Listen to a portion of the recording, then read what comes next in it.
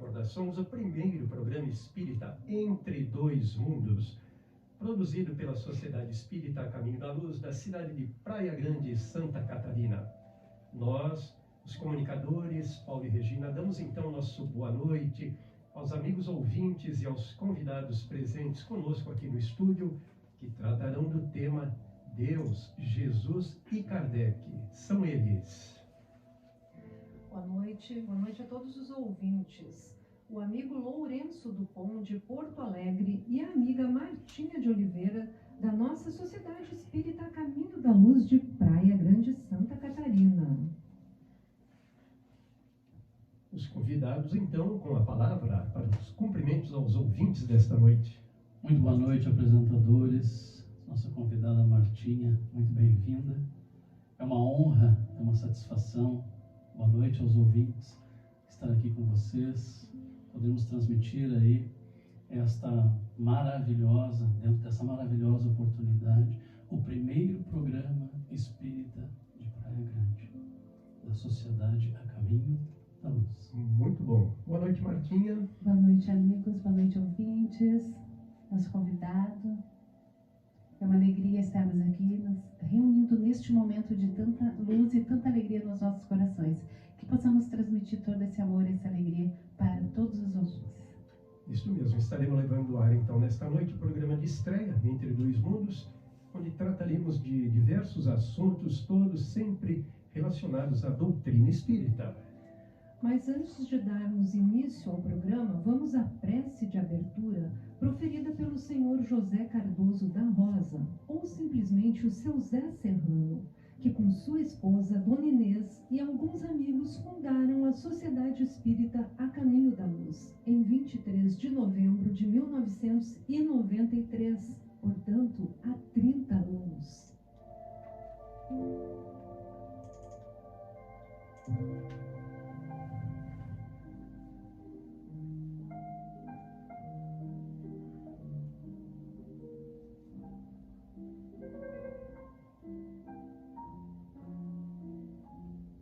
Pai nosso que estás no céu, santificado seja o teu nome. Venha a nós o teu reino, seja feita a tua vontade, aqui na terra e também no céu. O pão nosso de cada dia dai-nos hoje e sempre. Perdoa, Senhor, nossas ofensas e ajuda-nos a perdoar aqueles que nos ofendem. E não nos deixes cair nas tentações, e livra, Senhor, por caridade, de praticarmos o mal. Que assim seja.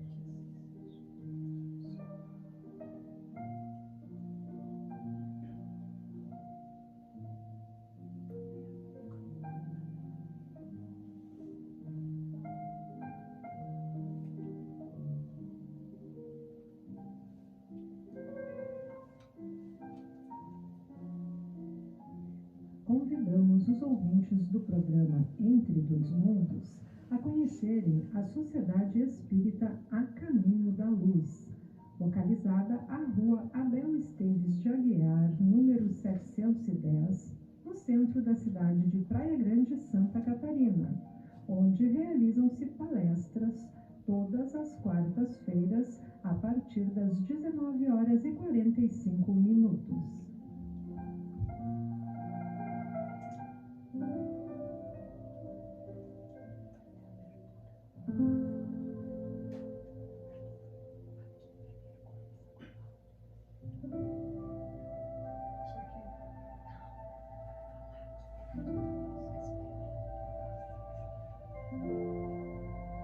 Conversando sobre o Espiritismo.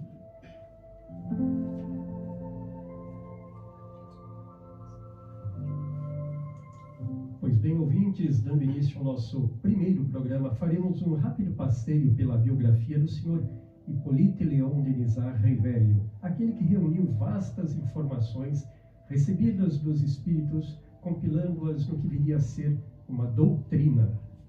Assim, antes de iniciarmos o tema da noite, vamos conhecer um pouco da vida desse professor francês e de como tornou-se o responsável pela codificação da doutrina espírita. Veremos como se deu seu primeiro contato com o mundo espiritual, que viria a servir de marco inicial para o Espiritismo. Vamos então dar início ao programa citando, obviamente, a pessoa que nos trouxe a luz do Espiritismo, um trabalho memorável que nos possibilitou o entendimento da vida além túmulo. Estamos nos referindo, e a partir de agora, a Allan Kardec, que na verdade é o nome adotado pelo francês Hippolyte Léon Denis Rivail. E lá vem história.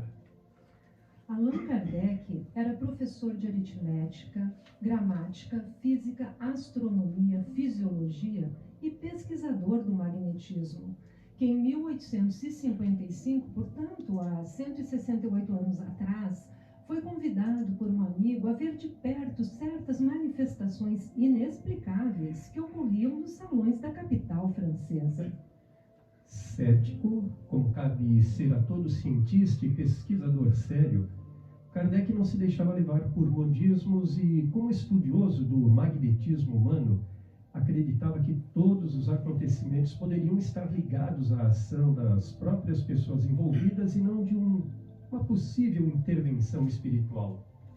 Começa então a missão de Kardec, quando em 1854 ouviu falar pela primeira vez nas mesas girantes, através de um amigo, o Sr. Fortier, um pesquisador emérito do magnetismo. Exigindo provas, mostrou-se inclinado à observação mais profunda dos ruidosos fatos amplamente divulgados pela imprensa francesa.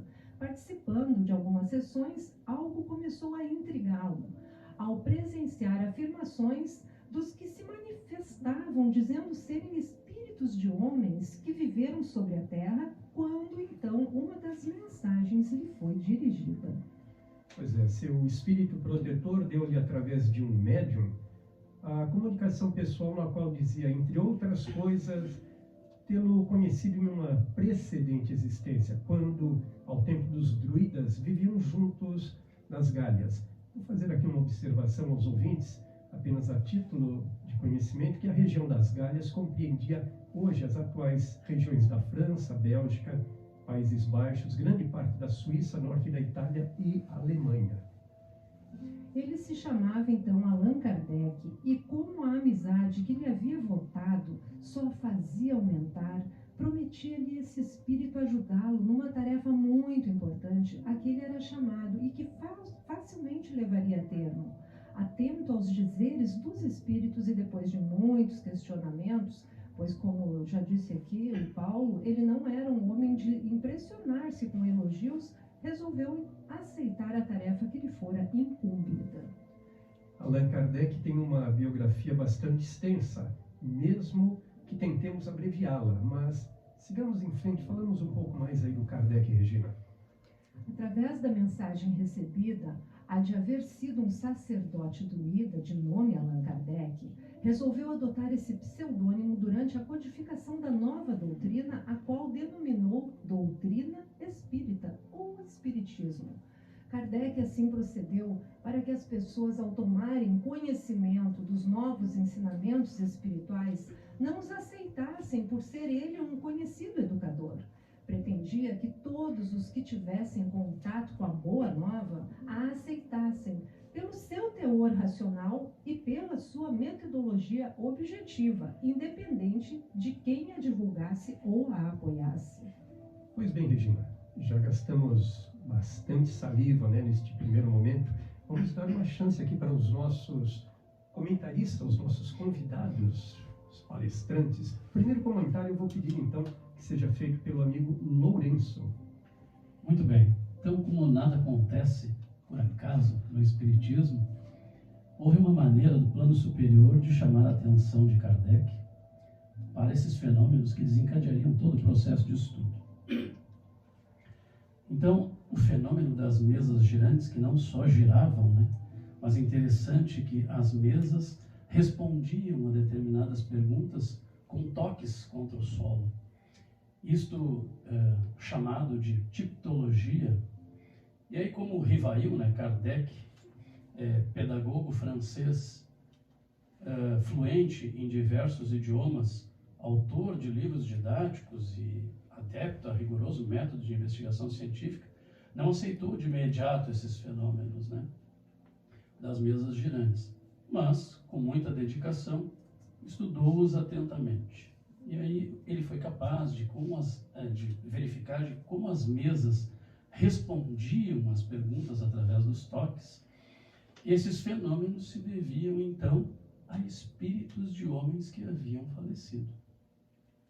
Muito bem. Seguindo então nossa conversa, a Martinha vai discorrer também sobre o método empregado por Kardec para codificar, já que falamos tanto em codificação da doutrina, não é, Martinha? Isso, Paulo, isso, ouvintes. Kardec, então, quando inicia essa obra magnífica, traz o Livro dos Espíritos como a primeira obra da codificação, extremamente importante. E o método dele, então, utilizado era a observação, a atenção plena, onde ele, de forma alguma, fazia comparações e deduzia as consequências. Todos os efeitos ele procurava remontar uma causa para então deduzir.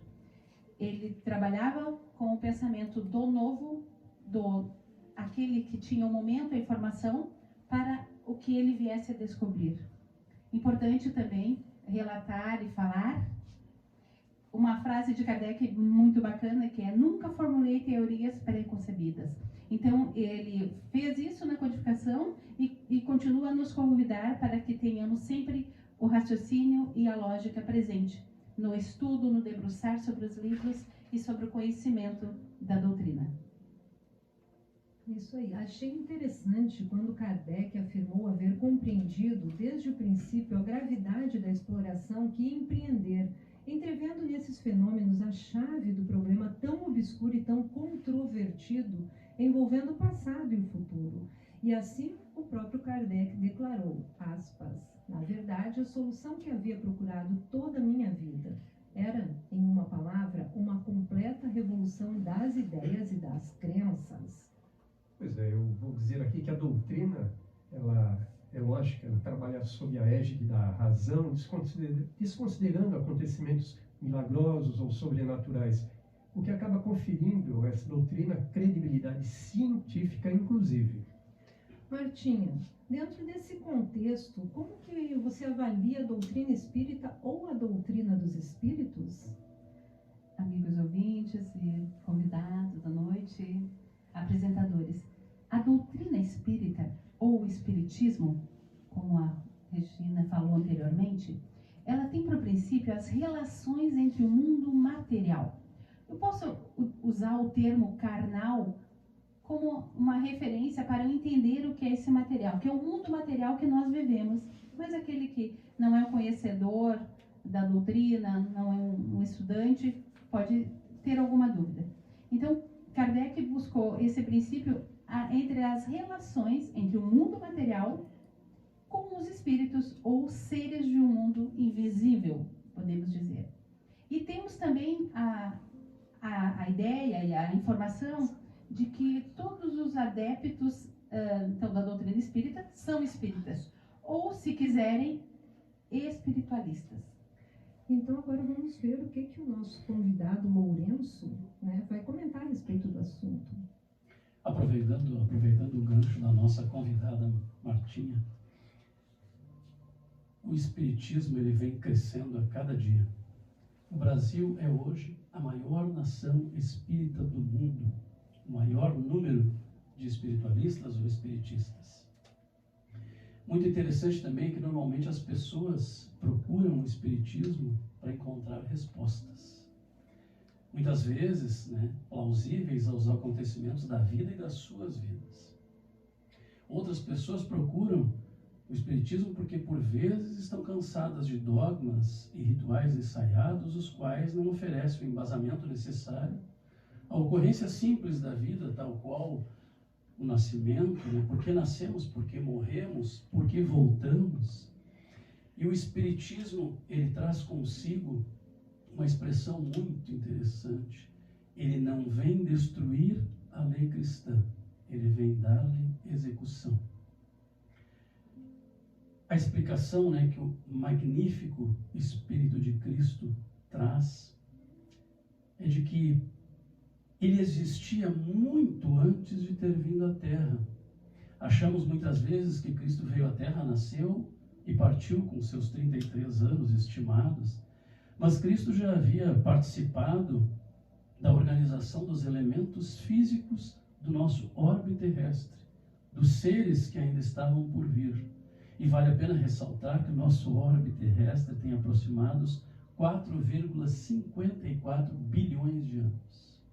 Muito bem, a Martinha me pareceu que ainda no finalzinho do seu comentário teria alguma coisa a complementar?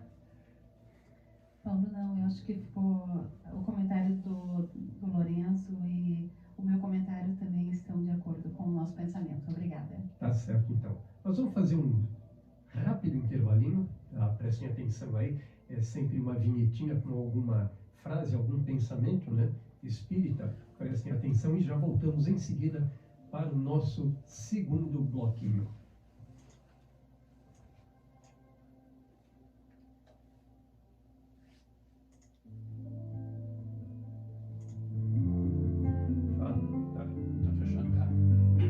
O ensinamento de Cristo guarda absoluta atualidade nas menores características do nosso tempo. Tua voz é muito forte e esse Entendendo microfone que desejar é função de todos. Eu enquanto baixei aqui, pareceu para você que não estava saindo, mas está muito bom. Então tá. Então consegue avaliar aqui. Teve 28 no começo, agora 26 ouvintes. Bateu o nosso recorde da rádio no primeiro no começo, nós nunca tivemos 28 ouvintes. Uma pergunta. Fala. O seu José avisaram de como ele entrava no programa? Acho que sim. Vamos ver, vamos lá. Depois a gente vai fazer um a um. Pois bem, voltamos aí para o nosso segundo bloco deste primeiro programa espírita que vai ao ar aqui pela Rádio Web Recordações de Praia Grande, Santa Catarina, trazendo hoje o tema Deus, Jesus e Kardec. Para quem está entrando agora conosco aqui nos estúdios, a amiga Martinha de Oliveira, integrante da Sociedade Espírita Caminho da Luz de Praia Grande, e o amigo Lourenço do Pão Neto de Porto Alegre, Rio Grande do Sul. Passo então a palavra à comunicadora Regina. Pegando um gancho da fala da Martinha do bloco anterior sobre os adeptos da doutrina, os espíritas, cabe salientar que nem todos os conhecedores ou frequentadores de sociedades espíritas sejam espíritas na acepção da palavra, pois espíritas ou espiritistas são os que praticam, estudam e trabalham na doutrina. Já os frequentadores são admiradores que se dispõem a conhecer superficialmente a grandiosidade da obra de Deus para com seus filhos. Pois é verdade, Regina. Aprofundar-se nos estudos não está ligado à mera curiosidade. Conhecer e entender a doutrina requer estudo e prática. Neste sentido, os verdadeiramente interessados devem procurar uma sociedade espírita, onde tais trabalhos se desenvolvem e estão facultados a todos os interessados. Mas, Martinha, voltando ao foco do tema, pergunto, essa obra de Deus codificada por Kardec, do que trata ela exatamente? Paulo, a codificação da doutrina dos espíritos, ela trata de um conjunto de princípios e leis revelados pelos espíritos superiores e contidos, então, nas obras de Kardec, que constituem a codificação espírita. Nós podemos citar aqui o que está no Livro dos Espíritos, né, em várias obras, que o Espiritismo é uma ciência que trata da natureza, origem e destino dos espíritos, bem como de suas relações com o mundo corporal. Esses princípios tratam da imortalidade da alma, da natureza dos espíritos com os homens, as leis morais do nosso Pai, então, Deus, a vida presente, a vida futura e o futuro da humanidade, segundo os ensinamentos dados pelos espíritos superiores, a Pleiade, aquela que acompanhou Kardec. Pergunto então para o amigo Lourenço qual seria o entendimento sobre o conceito de consolador prometido de que nos falou Jesus. Então, a promessa do Cristo de enviar outro consolador além dele, Prende-se ao fato de que a humanidade ela não estava madura à época para entender a essência e a verdade contidas nos seus ensinamentos. O advento do Consolador, também denominado Espírito de Verdade, ele tem dupla finalidade: explicar e recordar os ensinamentos do Cristo. Não de forma literal, como aconteceu ao longo dos anos, mas com espírito e verdade. A expressão Espírito de Verdade, encontrada na segunda citação do evangelista, indica que o Consolador interpreta corretamente os ensinos do Cristo, conforme o entendimento espiritual. E o Espiritismo é considerado o Consolador prometido, porque a sua mensagem, sendo de fácil entendimento, está destinada a todas as pessoas, sem exceção, e ao mesmo tempo consola, agasalha, auxilia e esclarece as pessoas que passam por aflições ou que buscam o esclarecimento espiritual. Quanto amor, né? Muito. Quanto amor, muito amor. A doutrina dos espíritos revela, portanto, conceitos novos e mais aprofundados a respeito de Deus, dos homens, dos espíritos e das leis que regem a vida. Não é assim, Martinha? Isso, é isso aí, meus amigos. Digamos até que o Lourenço já deu uma breve explanada aqui, né, nessa sua Você fala. segura o Né? Lourenço, porque senão ele embala e não tem para ninguém, não é? Sempre bom. Puxa o pai. Nós temos, então, a grande oportunidade de receber a doutrina dos Espíritos, que nos revela ainda mais o que somos, de onde viemos, para onde vamos, qual o objetivo da nossa existência. São respostas para todas as nossas dúvidas. Claro que é importante falarmos, como a Regina falou anteriormente, que para encontrarmos tais respostas, esclarecermos tais dúvidas, precisamos buscar o estudo, buscar o aprendizado, o esclarecimento. A doutrina traz esses conceitos novos sobre o homem e tudo o que o cerca. Novos porque a doutrina que nós estudamos hoje, ou há alguns anos, ela sempre parece nova para os nossos corações. Sempre nos renova, podemos dizer, né? Ela não tem dogmas, né? Ela não é engessada, né? Ela acompanha à medida que o homem vai progredindo no seu grau de conhecimento, de desenvolvimento, de inteligência, ele consegue penetrar ainda mais a fundo nas palavras do que foi codificado. Não é isso? Isso. Exatamente. Paulo, tu fala isso, é interessante porque o Espiritismo, ele toca em todas as áreas do conhecimento das atividades. Peço aqui permissão e um parênteses aos amigos, porque quando falamos de conhecimento e de toda essa busca, nós teremos um programa onde nós vamos falar, né, sobre esse aspecto da doutrina espírita. Vamos falar da ciência, da filosofia e da religião. E então, indo muito além, nós temos aqui uma doutrina que estuda, analisa, que praticando todos esses aspectos, esses fundamentos de vida, não se diferenciam de ciência, filosofia, social, educacional, para a nossa vida, da ética, incluindo então o religioso que nos religará ao nosso Pai. Caros ouvintes, aprendemos estudando a doutrina espírita que uma das leis que regem tudo na vida é a lei da causa e efeito, e que Deus, na sua misericórdia infinita, permite a seus amigos corrigirem as atitudes através do livre-arbítrio, possibilitando assim a regeneração da humanidade. Não é mesmo, Lourenço? Livre-arbítrio, Regina, como disseste. Trata-se de um dos princípios da doutrina espírita. Importante, né, que Deus, em sua infinita bondade, Ele nos deu a liberdade de tomarmos as nossas próprias decisões. Ou seja, somos nós os donos dos nossos próprios atos.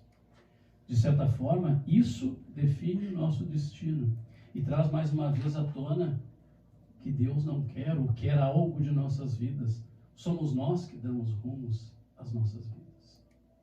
Sobre a questão da regeneração, importante salientar que estamos deixando hoje de viver sob expiações. Já entramos numa época de regeneração, da qual nos citam os textos e relatos dos Espíritos. E mais do que nunca, o livre-arbítrio está presente nas nossas boas ações. Emmanuel, mentor espiritual de Chico Xavier, já está encarnado entre nós, bem como os espíritos de Alcione, essa grande estrela brilhante da constelação de Touro, cujos espíritos aceitaram a tarefa de reencarnarem na Terra, a fim de proporcionar a continuidade da evolução necessária às nossas mudanças. Como diz o nosso amado e querido Divaldo Franco, é hora de sairmos da escola fundamental e irmos para a escola ginasial.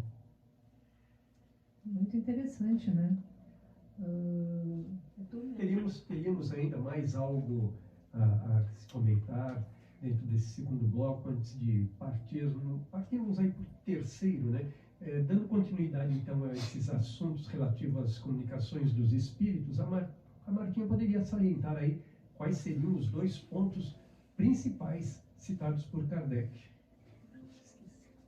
Nós temos, então, os 2 pontos que Kardec estudou e fez questão de documentar nas suas obras, é que a comunicação dos espíritos, então, provava a existência de um mundo invisível. Né? Então, até então, nós sabíamos, tínhamos conhecimento, mas através da obra de Kardec, isso deixou de ser algo fantasioso, milagroso. Saiu do aspecto do fantástico. Exato, foi para o estudo, para a ciência. E o segundo é que, por meio desse intercâmbio, então, tornava-se possível conhecer o estado desse mundo e seus costumes. Estávamos falando, e ele falando, então, de mundos habitados e de seres desencarnados que foram homens em outras existências, como nós, hoje encarnados. Isso mesmo. Então, vamos fechando aí esse segundo bloco com comentários do Lourenço. Ainda, Lourenço, nós temos aí 4 minutos para você desenvolver mais algum comentário e fechando este bloco. É interessante salientar que o plano superior é extremamente organizado. Comentávamos aqui antes do programa que tudo o que acontece está perfeitamente orquestrado por este mundo espiritual. E até na organização das etapas do que acontece, ele está presente. Por exemplo, Chico Xavier partiu, deixando muita saudade, foi habitar este plano espiritual, trazer mais luz ao plano e reger muitas das modificações do nosso planeta.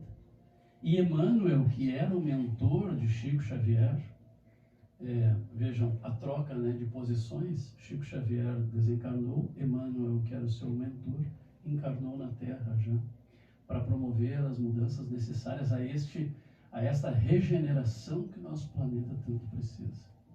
E novamente trazendo a questão do livre-arbítrio, é fundamental que nós, todos, habitantes do planeta Terra, utilizemos este livre-arbítrio para o bem, porque a Terra precisará muito disso. Ainda assistiremos muitos fatos que nos desagradarão, mas, como o próprio Livro dos Espíritos cita, o mal tem que exceder para que as ações sejam tomadas e o bem prevaleça.